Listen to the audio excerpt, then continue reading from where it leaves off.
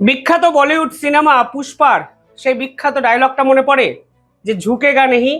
কালকে পাকিস্তানে ইরান ও আমেরিকার বৈঠক শেষে হুবহু সেই ঝুঁকেগা নেই স্টাইলেই রীতিমতো দুই পক্ষ কিন্তু ঝড় তুলল। ভেস্তে গেল বৈঠক, শান্তি চুক্তি কোনোভাবেই হলো না। 21 ঘন্টার বৈঠকের শেষে আমেরিকার পক্ষ থেকে যে বিবৃতি এসছে তা পরিষ্কার করে দিচ্ছে যে ইরান কিন্তু পরবর্তী সময় আরো ভয়াবহ বিপদের মুখে পড়তে পারে। এর মাঝখানে পাকিস্তান একটা আবার ডুয়েল গেম খেলে দিয়ে চলে গেছে, যা এখন গোটা বিশ্বের রাজনৈতিক বিশ্লেষকদের প্রধান মাথা ব্যথার কারণ। একাধিক ঘটনা, একাধিক ঘটনার পর পাল্টা ঘটনা, হুমকি, বিতর্ক, সমস্ত কিছু নিয়ে আজকে এই ভিডিওতে আমি আপনাদেরকে সহজ ভাষায় বোঝানোর চেষ্টা করব ঠিক 21 ঘন্টা পাকিস্তানের বৈঠকে কি হলো, কেন এই বৈঠক ভেস্তে গেল, কেন সমঝোতার পথ খুঁজে পাওয়া গেল না, পাল্টা ইসরায়েল ইরানকে কি হুঁশিয়ারি দিলেন। ভিডিওটি শেষ অবধি দেখবেন এবং চ্যানেলটিকে ভালো লাগলে একটু সাবস্ক্রাইব করে পাশে থাকবেন। আপনারা যদি ধারাবাহিকভাবে এই চ্যানেলের ভিডিওতে কমেন্ট করেন তাহলে ইউটিউব আমাদের ভিডিও আপনাদের কাছে রেগুলার পৌঁছে দেবে। অনেকে কমেন্ট করছেন যে নোটিফিকেশন পাচ্ছেন না, রেকমেন্ডেড আমাদের ভিডিও হচ্ছে না, ফলে আপনারা যদি ধারাবাহিকভাবে লাইক কমেন্ট করে জানান তাহলে ইউটিউব আমাদের ভিডিও আপনার দোরগোড়ায় পৌঁছে দিতে পারে। যাই হোক, এবার মূল বিষয়বস্তুতে ফিরি। কালকে 21 ঘন্টার বৈঠকে আমেরিকার ভাইস প্রেসিডেন্ট জেডি ভ্যান্স সহ গোটা টিম উপস্থিত ছিলেন পাকিস্তানে, এবং ইরানের পক্ষ থেকেও তারা প্রায় দীর্ঘ 70 থেকে 72 জনের একটি টিম নিয়ে পাকিস্তানে পৌঁছন। এবং এই বৈঠক শুরু থেকেই উচ্চ স্বরে হতে শুরু করে। একাধিক ভিডিও সামনে এসছে যেখানে দেখা যায় যে ইরান ও আমেরিকার প্রতিনিধিরা প্রাথমিকভাবে মুখোমুখি বসতে চাননি। দুটো আলাদা ঘরে পাকিস্তানের সঙ্গে তারা কথাবার্তা বলার চেষ্টা করেছিলেন, এবং পরবর্তীকালে যখন দুই পক্ষ দুজনের সঙ্গে কথা বলেন তখন আমেরিকার কিছু শর্ত ইরানের পক্ষে মানা সম্ভব নয়, তা ইরান পরিষ্কারভাবে বলে দেয় এবং মিটিং থেকে উঠে বেরিয়ে চলে যায়।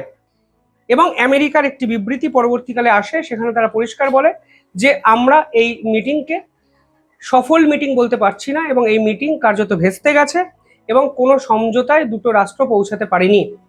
জেডি ভ্যান্স পরিষ্কার বলেন এই বৈঠকের মধ্যে ডোনাল্ড ট্রাম্পের সঙ্গে তিনি প্রায় 6 থেকে 12 বার ফোনে কথা বলেছেন।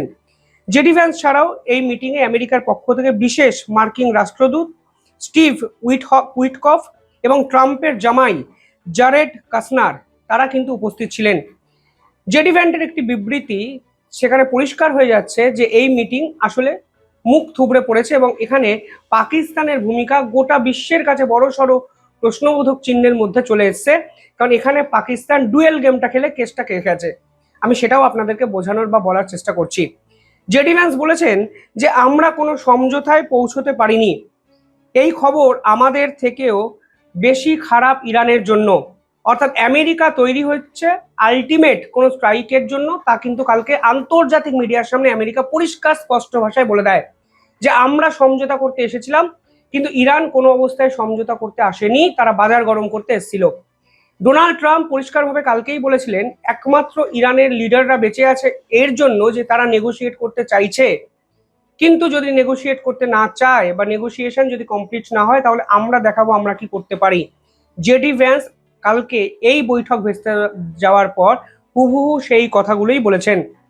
তিনি বলেছেন 6 থেকে 12 বার ডোনাল্ড ট্রাম্পের সঙ্গে কথা হয়েছে, 41 ঘন্টার দীর্ঘ আলাপ আলোচনা হয়েছে এবং আমাদের কোনো অনুরোধ ইরান রাখার জায়গায় যায়নি।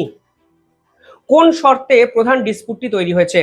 দেখুন, নিউক্লিয়ার প্রোগ্রাম এবং ইউরেনিয়াম এনরিচমেন্ট, এই যে পুরো বিষয়টি আছে প্রধান ডিসপুটের কারণ কালকে এই বিষয়টি, সেটা কিন্তু আজকে আমরা ফের বুঝতে পারলাম।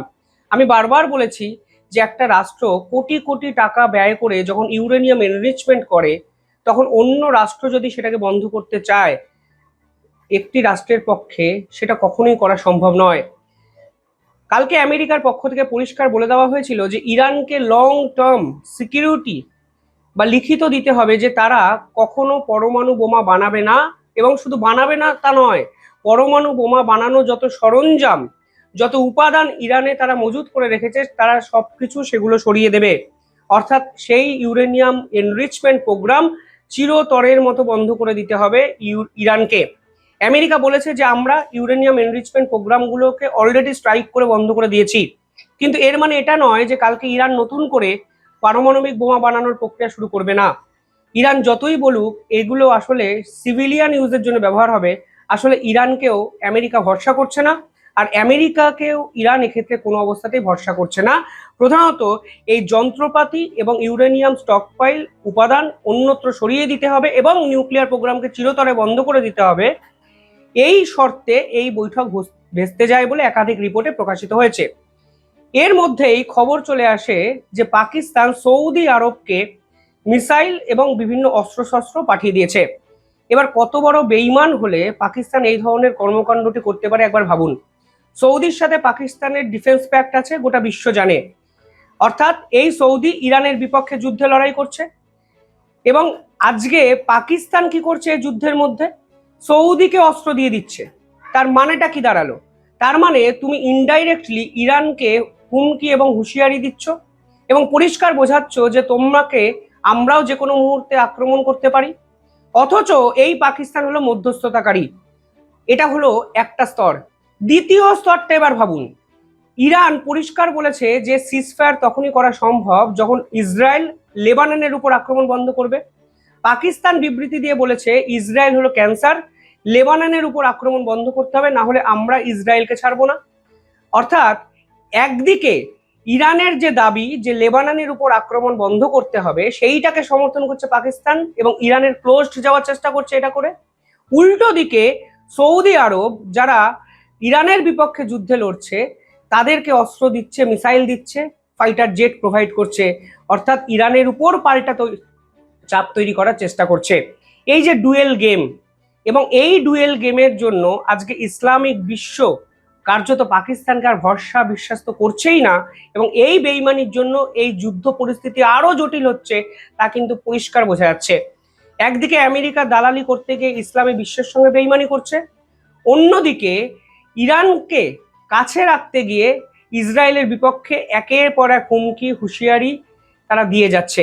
ফলে এই যুদ্ধ পরিস্থিতিতে মধ্যস্থতাকারী দেশ হিসাবে এই যুদ্ধ বন্ধ কিভাবে হবে সেই চেষ্টা না করে ক্রমাগত পরিস্থিতি আরো জটিল করার চেষ্টা এই পাকিস্তান করছে, যা আসলে আজকে গোটা বিশ্বের কাছে হাস্যকর এক উপাদানে পাকিস্তানকে পরিণত করেছে। এবার যদি এই যুদ্ধ দীর্ঘায়িত হয়, মানে শান্তি বৈঠক ভেস্তে যাওয়া, পাকিস্তানের এই ডুয়েল গেম এক্সপোজড হয়ে যাওয়া, ইরানের পাল্টা হুমকি হুঁশিয়ারি এবং জেডি ভ্যান্সের কথা যে ইরান এরপর আরো বিপদে পড়বে, তাহলে গোটা বিশ্ব মানচিত্রে সব থেকে বেশি প্রভাব পড়বে কোন চ্যাপ্টারে? জ্বালানি ও অর্থনীতি। তেলের দাম $100 ক্রস করে গেছে। বিষয়টি বারবার শুনতে শুনতে আপনাদের হয়তো সহজ এবং সাধারণ মনে হচ্ছে। মনে রাখবেন, 1 মাস আগে বিশ্ব বাজারে এই তেলের দাম ছিল $72 ব্যারেল প্রতি, সেটি $110 কাছাকাছি চলে এসছে। এতদিন অবধি ভারতের মতো লার্জেস্ট কনজিউমড ডিমান্ডেড একটি রাষ্ট্র, তারা কিন্তু সামাল দিয়ে রেখেছে বিভিন্ন দেশের সঙ্গে সম্পর্ক বিল্ড আপ করে। কিন্তু এই পরিস্থিতি যদি আর 15টা দিন চলে, তাহলে কন্ট্রোল কিন্তু হাতের বাইরে চলে যাবে। রাশিয়া বলুন, কানাডা বলুন, অস্ট্রেলিয়া বলুন, কাতার বলুন, একাধিক দেশ ভারতকে সাহায্য করেছে, কিন্তু প্রত্যেকেরই একটা না একটা লিমিটেশন আছে। একটা স্তরের পরে সবাই কিছু করতে পারবে না, কারণ স্ট্রেট অফ হরমুজ বন্ধ করে দিচ্ছে ইরান। ফলে আপনি তো প্লেনে করে তেল নিয়ে আসতে পারবেন না। ক্রুড অয়েল যেরকম ভাবে আসে, সেই প্রসেসটাকে আপনি কিভাবে চালু করবেন? ফলে সব মিলিয়ে বিশ্ব অর্থনীতিতে কিন্তু একটা প্রভাব আসতে চলেছে, তা কিন্তু পরিষ্কার হয়ে যায়। পাশাপাশি কালকে ডোনাল্ড ট্রাম্প আবার চীনকে হুঁশিয়ারি দিয়ে বসেছেন।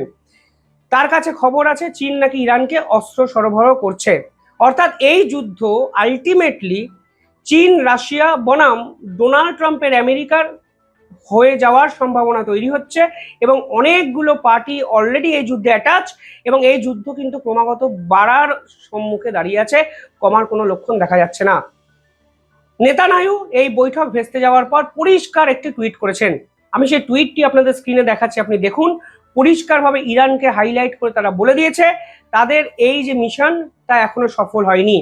অর্থাৎ ইরান এই শান্তি বৈঠকে শর্ত না মেনে আলটিমেটলি নিজেদের বিপদটা নিজেরাই ডেকে এনেছেন, এবং নেতানিয়াহু পাকিস্তানকে কালকে হুঁশিয়ারি দিয়ে যা বলেছিলেন, আজকে ইরানকে হুঁশিয়ারি দিতে গিয়ে কয়েক ধাপ এগিয়ে গেছেন।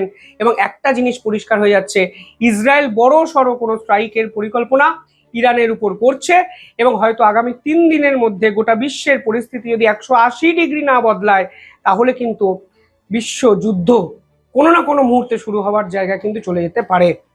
অসংখ্য আপডেট আসবে, আপডেটেড ভিডিও আমি নিয়ে আসবো দ্য ইন্ডিপেন্ডেন্ট বেঙ্গলে। দেখতে থাকুন দ্য ইন্ডিপেন্ডেন্ট বেঙ্গল। ধন্যবাদ।